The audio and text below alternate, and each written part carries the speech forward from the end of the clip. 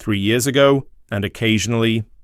Although I sense the presence in a way, I wonder whether that's simply because you desire to Clint Eastwood has a really unique car's value. For 58 days, $4,500,000 has been languishing in his garage.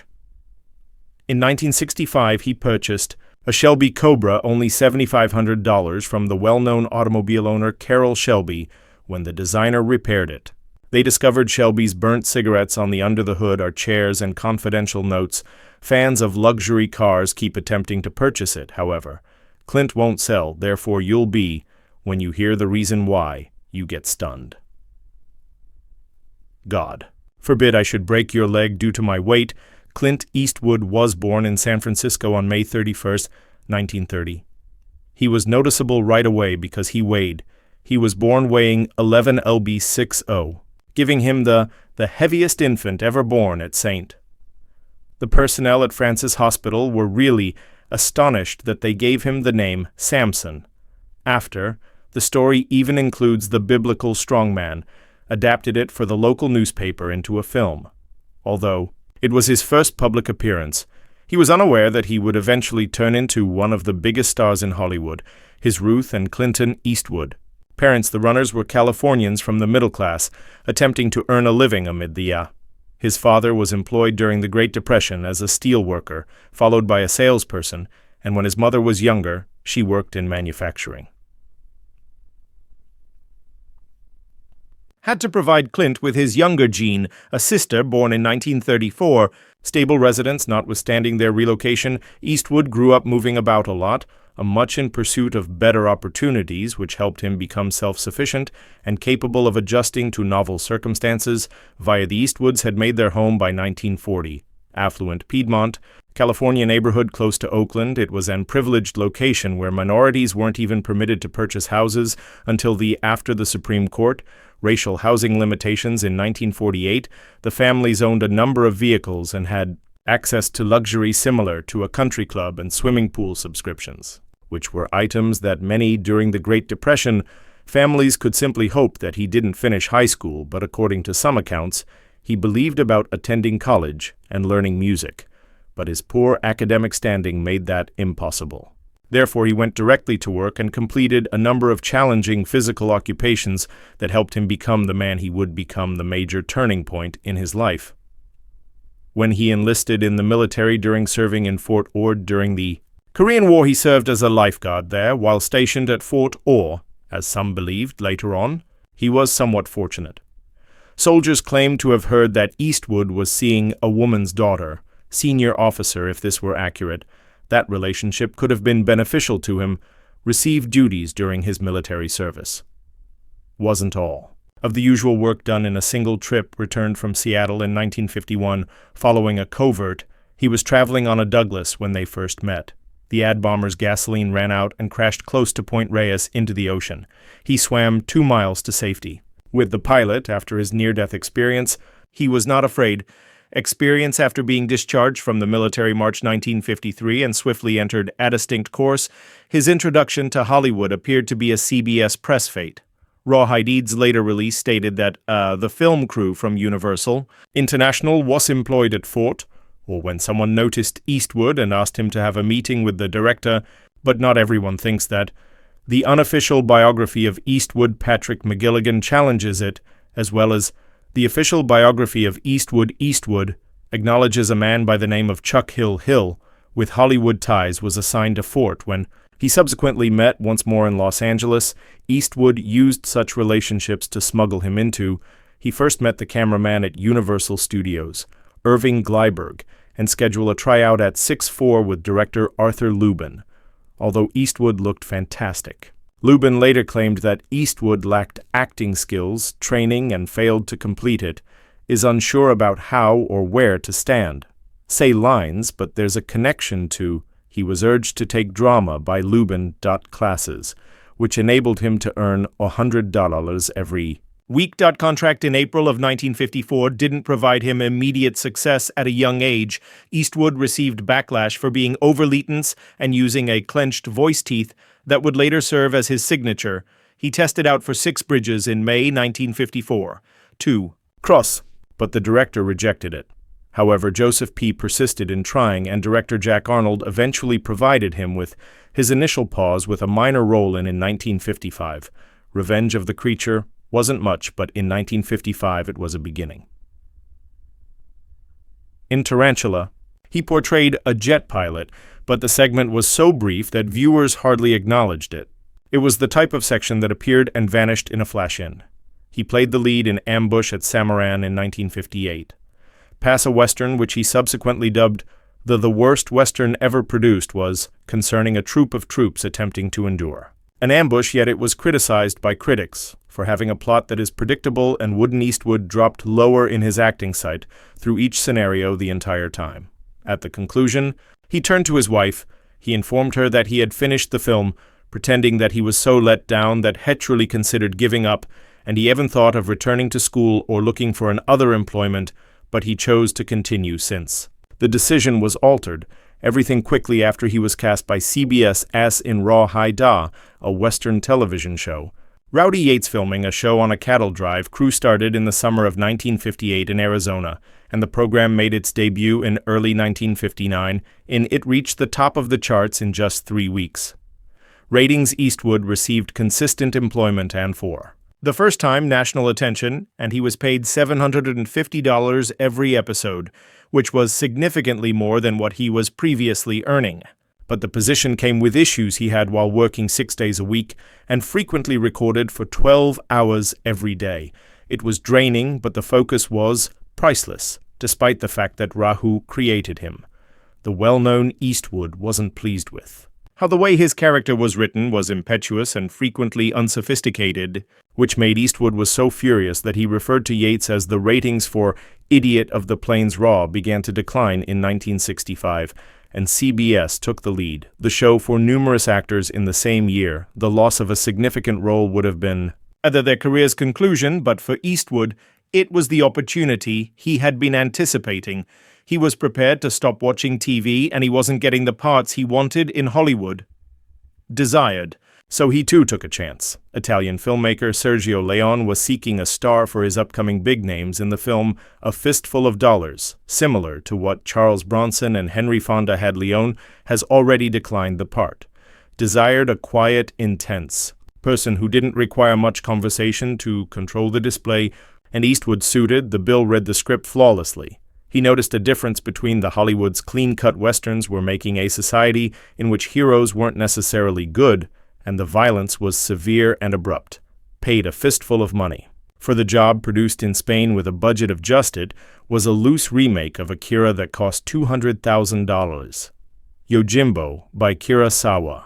However, rather than the itinerant samurai followed enigmatic shooter who pitted two gangs in competition with one another, Eastwood's persona who gained notoriety as the anonymous man was not like any prior to him. The Western hero donned a poncho, ate a cigarillo, and allowed his deeds speak for him.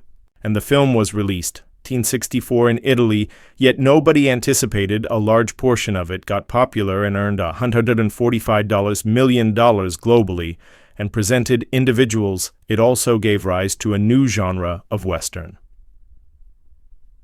The spaghetti Western genre was more vicious and gritty than anything Hollywood had previously produced such a tremendous hit. A follow-up was inevitable in 1965. Eastwood's received a few more dollars. Figure who is Lee Van Cleef's sidekick. A bounty hunter named Colonel Mortimer is searching for retaliation.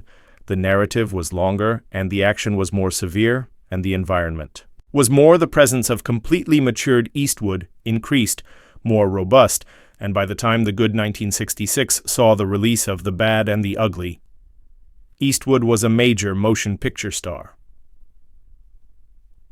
The Ugly, the third film in the trilogy, became the most well-liked. It was regarding as Blondie. 3 gunslingers from Eastwood Angel Eyes, played by Lee Van Cleef, the good guy Eli Wallach as Tuco the villain, an unattractive man searching for golden turd during. The Civil War. Leon's approach to directing had evolved, and every moment was enhanced by Ennio Morricone's score. Amazing final battle in a cemetery. A 3-way fight turned into one, among the most well-known scenes in movies history, despite the fact that the characters were, every Eastwood became well-known. because to his films, but his Lyons relationship wasn't always easy. Leon enjoyed taking his time when filming. This frequently caused manufacturing to lag. Leon spoke Italian during the timetable, which led to issues on the set as a result of Eastwood having to depend on interpreters, but Eastwood didn't, such as Lyons' propensity to give long directions in spite of these issues. Their collaboration transformed Cinema Leon into two of the most renowned directors in Eastwood, and the world permanently stopped watching TV. For decades, John Wayne had been creating Wayne's westerns as they were today. Cowboys were decent individuals who battled for justice, and he believed that westerns ought to be about the American spirit and honor. With Eastwood's films, however, demonstrated a world in which surviving was more higher than morals, which Wayne detested.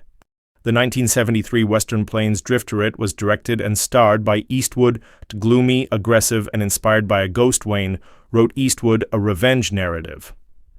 Letters stating that Wayne believed the film was excessively violent, cynical, and not being what westerns ought to be, though he rejected Eastwood's offer to collaborate with him on the film The Hostiles, endeavor that was never completed since he disagreed with Eastwood's opinions regarding one of the most significant distinctions is the genre between them. As they depicted, Wayne has a rule on violence that his characters never used firearms against adversaries in the back because he believed that cowboys ought to battle honorably, but Eastwood's characters disregarded that guideline, doing all necessary. To win this, Clint's shift was different.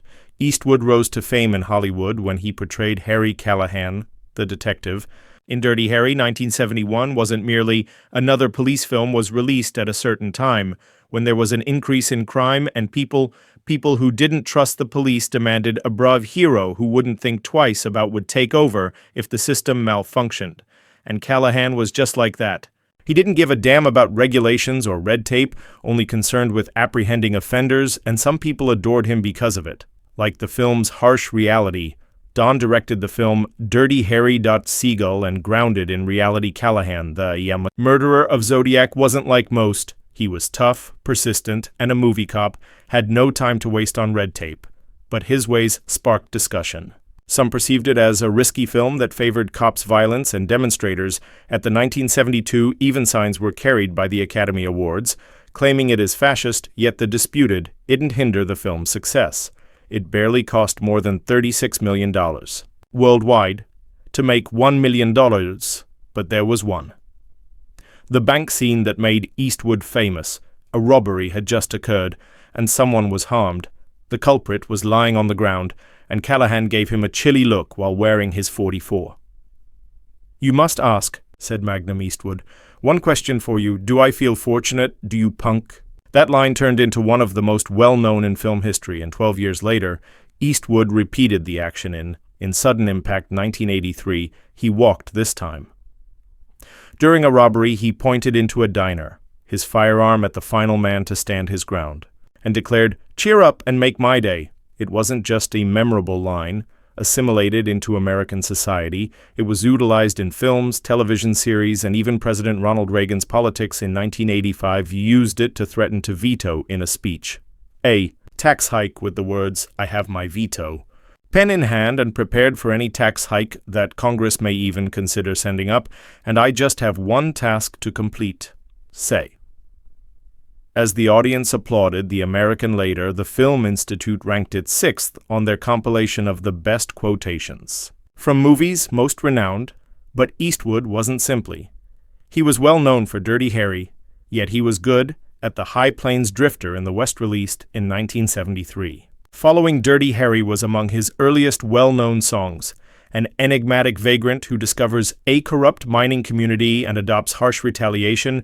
It earned $15 million and $7 million at the theater and was among the next decade's biggest. Westerns were Josie Wales's 1976 film The Outlaw, in which, in addition to starring, Eastwood directed the film, which focused on a Missouri farmer who gets murdered by Union soldiers departing during the Civil War, him with only his cunning, and the film was about individuals who killed his family, an enormous success.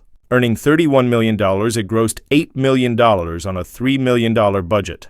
Decades after spending $700,000, the Library Congress incorporated it into the cultural heritage of the film registry importance. In 1979, Eastwood's work, once more with Don Siegel on Escape From, the thriller Alcatraz is based on the actual he played during the 1962 life jailbreak. Frank Morris, the creator of the film Escape, earned $43 million, is still among the most well-known prison's escape tales that have ever been heard. Even in following years, Eastwood continued to promote he played limited in the 2008 Gran Torino. Veteran of the Korean War, Walt Kowalski encounters and befriends a Hong. The narrative about Kong teenager was about redemption. Although not everyone recognized it as such, the film's heavy use of racist epithets and some detractors claimed it strengthened typical. People Vang, who played Thou, later claimed that people frequently chuckled at insults rather than receiving the greater significance. In spite of the dispute, Gran Torino made $269 and was a tremendous smash. Millions globally on a budget of only $33 million was perceived by some as an honest examine of a variety of individuals from various generations. Other cultures viewed it negatively. Enough, but its influence was undeniable. Clint Eastwood didn't merely follow. He seized hold of the camera and never gave up, and his career as a director became as well known as his acting profession, winning him Oscars and influencing contemporary cinema. With memorable films in 1992, he directed the Western Unforgiven, which dispelled the Old West's legends. It recounted William Money's tale. An ex-lawbreaker who must return, Eastwood took the lead in the violence job, adding a subtle level of intensity to the film took home 4 Oscars, including Eastwood's Best Picture won his first Gene Hackman, and the Best Director Oscar, who portrayed Little Bill, the ruthless Sheriff Diet, received the award for Best Supporting Actor. The film altered the perception of Westerns by demonstrating their potential for more than simply heroism and gunfights. 2003, more than 10 years later, Mystic River was given a gloomy direction by Eastwood, and a heartfelt crime drama concerning 3 childhood companions whose lives were shattered by their sorrow and brutality. Sean Penn portrayed Jimmy in the film. Father named Markham was heartbroken when Tim Robbins was slain along with his daughter, played a haunted man named Dave Bowl. By a severe childhood experience, Academy Awards were given to both actors for their roles, and the film received nominations for Best Picture, was one of 6 Oscars. That The Raw Haunting was the finest director tale that made everyone tremble, followed by in 2004, Million Doll Baby initially appeared to be a typical boxing film. Maggie Fitzgerald was portrayed by Hilary Swank, an underdog warrior with a strong will to reach the top, but the narrative took a sorrowful turn and evolved into a close examination of death and the right to a dignified death. Swank took home the Best Actress Oscar, and the winner of Best Supporting was Morgan Freeman. Eastwood, an actor, received his second. Oscar IV was nominated for Best Director, and the movie's Best Actor took home the Best Picture award. His victory at the 77th Academy Awards repute as a filmmaker who was able to compelling human tales, but not all of his. However, films were well received. For Richard Jewell, for instance, stated in 2019 that the movie is based on a real-life security guard story, was attacked for the way it depicted Kathy, a journalist, suggests that she exchanged information for sexual favors with her colleagues as well as the Atlanta Journal. The Constitution required both of these things. Warner Brothers defended a disclaimer, the film claiming to be based on reliable sources in spite of the dispute. The film demonstrated the harm that results when the media makes snap judgments about another. A film that caused controversy among viewers was the 2014 release of American Sniper. It recounted the tale of Navy veteran Chris Kyle. With 160 verified kills, the SEAL Sniper, the film was a big box office success and received 6 Academy Award nominations. Includes Best Picture. According to several reviews, the Iraq War was oversimplified and didn't investigate its more intricate details. However, regardless matter what they think, it'd become one of the most lucrative conflicts films ever produced, even in his late 80s. In 2018, Eastwood continued to direct films. He starred in the film The Mule, which was about an elderly man who turns to drugs at the age of 91, where he appeared in, and directed Cry at the age of. The 2021 film Macho was based on a novel published in 1975. and had been in development for decades with performers such as Arnold, despite Schwarzenegger's attachment. It was Eastwood who made it come to life. Recounting a former rodeo star's tale who must take a little boy over the movie was mixed on the U.S.-Mexico border evaluations, but it was remarkable that Eastwood continued to produce films in the same manner he desired to Clint over time. At least 8 children have been born to Eastwood, whereas 6 distinct women were present. Some of they were kept a secret for many years. Patrick McGilligan, the biographer, even stated the actual figure could be higher. Revealed that one child was allegedly Eastwood was conceived while still in his first marriage to Maggie was in high school.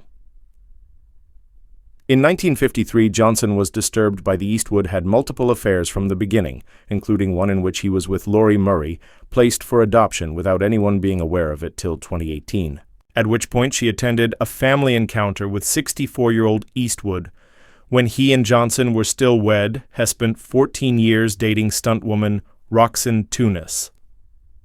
They welcomed a daughter, Kimber, in 1964, however the general public was unaware. Off for until 1989, when the story was revealed by an Inquirer in 1975. Eastwood began dating Sandra, an actress. Lockhart, along with having 2 kids with Jazeline Reeves, a flight attendant. In 1986, their son Scott was born. In 1988, Catherine, a daughter, was born. Eastwood was listed on both birth certificates as the father, but he refused to accept. He hasn't publicly acknowledged them for years, verified the precise number of his kids. So there's still plenty of space. Speculatively, one of his longest establishing a relationship with Roxanne, he met Tunis on the set of 1959 Rawhide and dated till the early Tunis was married at the time, and 1970 SS Butt parted ways with Eastwood. When he was still with the birth of Johnson Kimber, Eastwood was listed as her on the certificate. Father, but he publicly denied it for allegedly provided her money over the years, but they experienced several issues in their partnership. Kimber subsequently stated that her dad had rejected her and even declined to go to her 1990 wedding, but he remained close. To spend the remainder of her life in Tunis when, at the age of 93, she passed away in 2023, it was reported that Eastwood was distraught by his Sandra.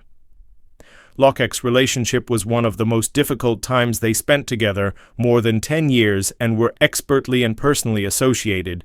She was still Gordon, Lee Anderson's spouse, but she had a genuine friendship with Eastwood, subsequently said that he told her he loved her, but while filming Impulse she was away and Eastwood altered the locks on their 1995 home and stored her belongings.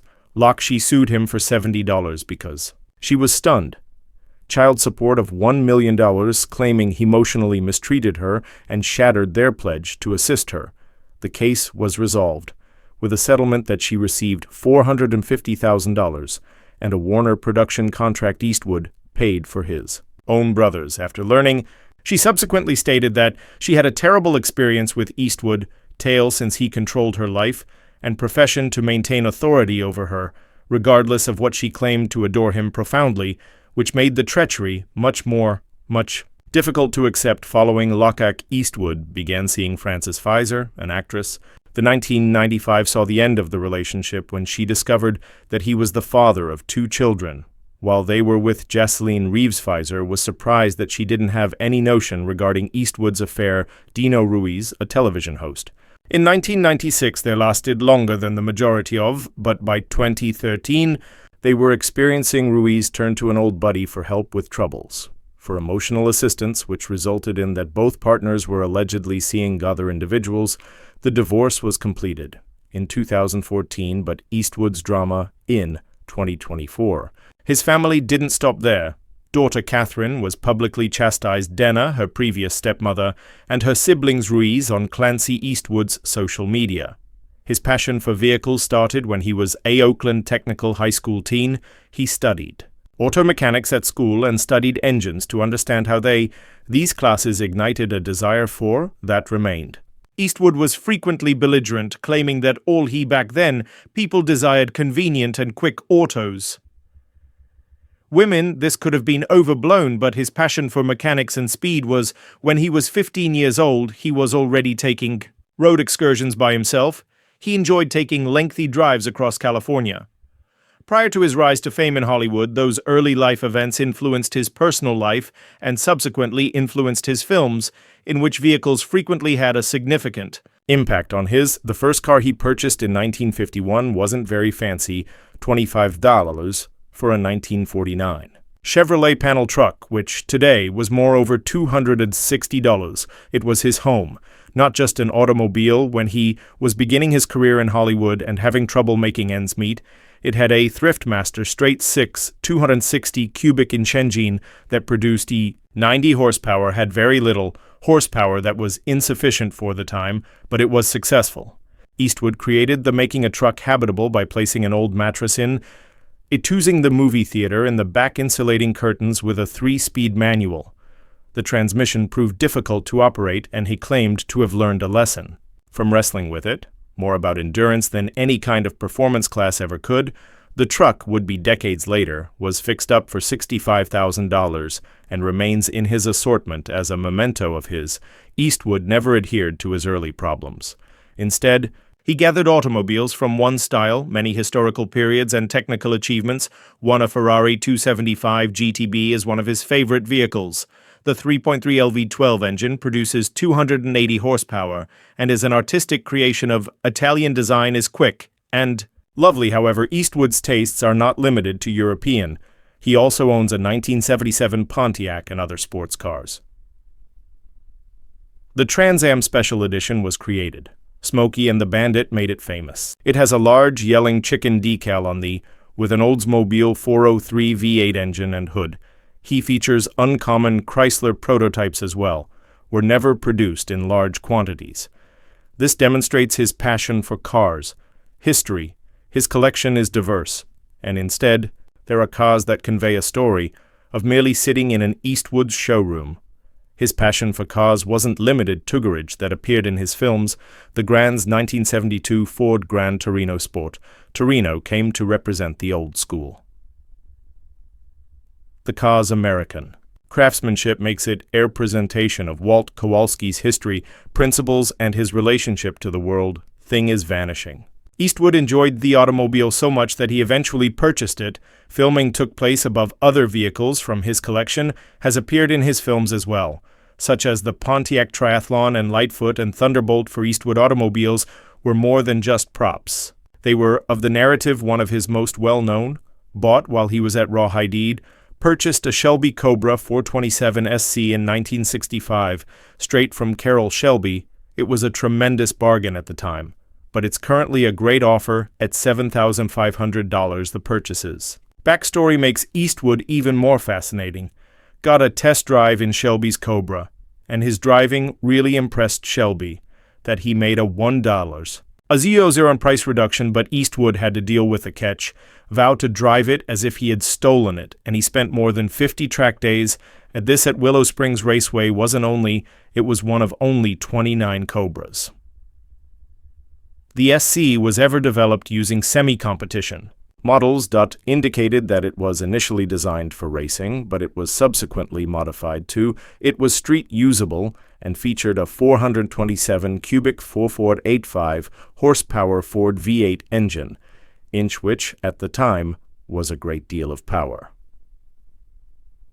The Cobra's range was 0 to 60 mph at only 4.3 seconds, with a maximum velocity of it was quite light and speedy at about 165 vh and hardly permitted in public streets. What really distinguishes Eastwood's Cobra are Carroll Shelby's personal touches. Himself abandoned when the vehicle was recovered in. The 1990 mechanics discovered burns from cigarettes Shelby had on the passenger seat. He observed test drivers pushing the vehicle beyond its bounds and scribbled Shelby's notes on how to modify the cam timing that was employed there for testing. Was Shelby's own stopwatch as well. Timing records from preliminary track sessions. These embellishments, concealed behind the seat, made more than merely a rare species. Eastwood's Cobra, it became a source of income for collectors. Eastwood has a bit of automotive heritage, received an offer of about $5 million, however, he declines to sell to them, as money isn't the main factor. The vehicle symbolizes a moment when performance was more crucial than automobiles and regulations were designed for speed and excitement. A brilliant piece of work by Eastwood's affection is demonstrated by Carroll Shelby for strength and a recollection of the times when both men occupied the highest positions of